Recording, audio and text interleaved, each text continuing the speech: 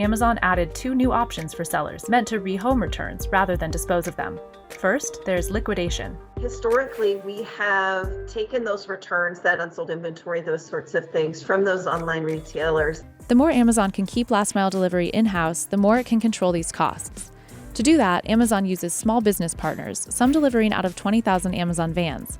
And in 2015, it launched Amazon Flex. Just sat down and thought, I have no idea how this could have happened. We did, after that point, not engage in any more FBA sales. How many frying pans, knives, or blenders have you tossed out in the last 5 years?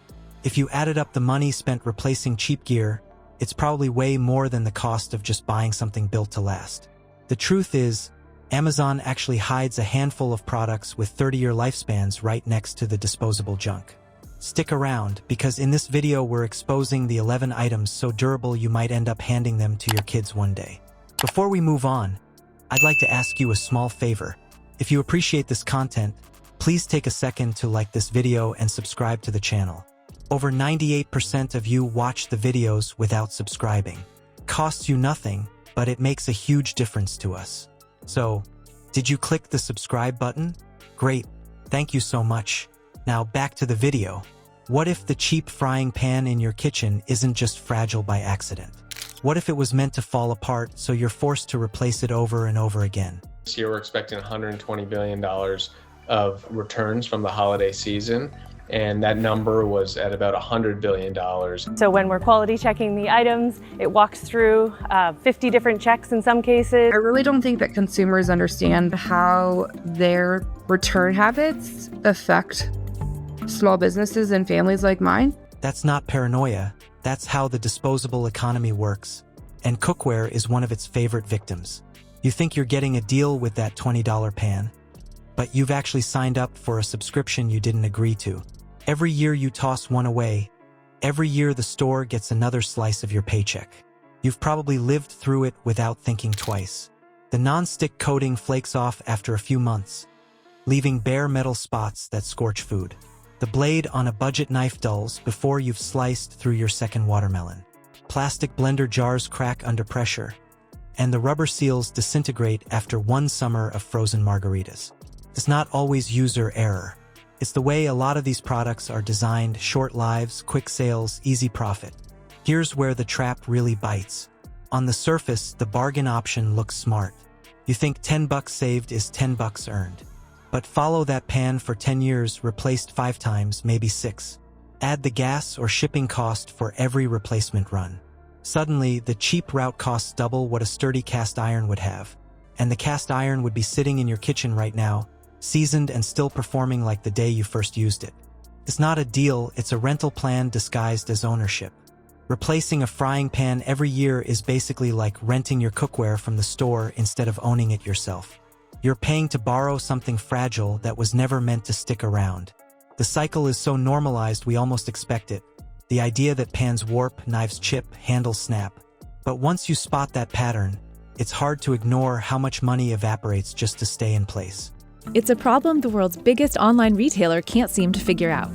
Amazon handles returns for the vast majority of its sellers. Amazon added 2 new options for sellers meant to rehome returns rather than dispose of them. First, there's liquidation. Historically, we have taken those returns, that unsold inventory, those sorts of things from those online retailers. After that customer left a bad review, Myers started outsourcing all her returns to Goodbuy Gear, leaving behind the benefits of FBA like the Prime Badge. Now let's shine a harsher light on the contrast. On one end, a classic stand mixer that some families have been running for decades without repair. Same machine, new recipes, steady power. On the other end, a bargain brand mixer that sounds like it's straining after whipping cream 3 times and gives up completely after 2 years. The dollar store version is cheaper until you realize you just paid for 2 or 3 in the time someone else still has the original humming along. Reliability is the divide, and you can feel it. It's not just an opinion. Consumer reviews point out the split clearly. Scroll deep enough on product listings and you'll see people bragging about gear they've owned for 15 or 20 years. The more Amazon can keep last-mile delivery in-house, the more it can control these costs. To do that, Amazon uses small business partners, some delivering out of 20,000 Amazon vans. And in 2015, it launched Amazon Flex. Just sat down and thought, I have no idea how this could have happened. We did, after that point, not engage in any more FBA sales. FBA grade and resell, which we'll get into later. With that first return to seller option, the return leaves the Amazon warehouse for several more legs on a truck, plane, or cargo ship. You'll also see the one-star reviews for the budget versions complaining about cracked handles, burned-out motors, and promised warranties that fizzle. These are real households reporting what held up and what died young, and the pattern repeats no matter where you look. This isn't random chance, either. Most kitchen gadgets today are built around trends. Flashy colors, quirky features, innovative attachments that are forgotten after 2 uses. The build quality is the last concern, because the industry doesn't want something that lasts half a century. Planned obsolescence isn't just a strategy for smartphones. It's baked into food prep gear too. A tool with true staying power means you stop buying, and that's a problem for the seller. Once you see the cycle, durable Amazon finds start to look like loopholes. Cast iron skillets, heavy-duty Dutch ovens, solid steel knives, these aren't fad products, they're infrastructure. You buy them once, treat them right, and they serve like a reliable appliance. No warped bases, no engines melting after a holiday batch of cookie dough. They turn the repeat spending game inside out, and the payoff is fewer trips to the store and more money left in your account. The real kicker is psychological. A $200 item feels like a splurge until you realize it can outlast 5 separate $40 replacements. That isn't a luxury, it's math. Durability pays back its own price tag the moment you stop feeding the cycle. It saves time too. Fewer hours wasted researching reviews for another stopgap.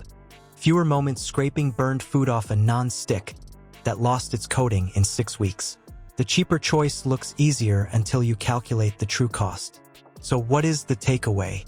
Durable gear usually feels expensive right when you buy it, but in the long view it's cheaper, calmer, and far less aggravating. Once you catch on to the scam of short-lived tools, the real question flips. Why wouldn't you pay once for a piece that works for decades instead of months? And that brings us to the good part, because there are still products on Amazon that prove longevity is alive and well. Now let's look at the 11 specific items that can outlast the throwaway junk. The real trap isn't that cookware wears out. It's that cheap gear tricks you into paying again and again while you think you're saving.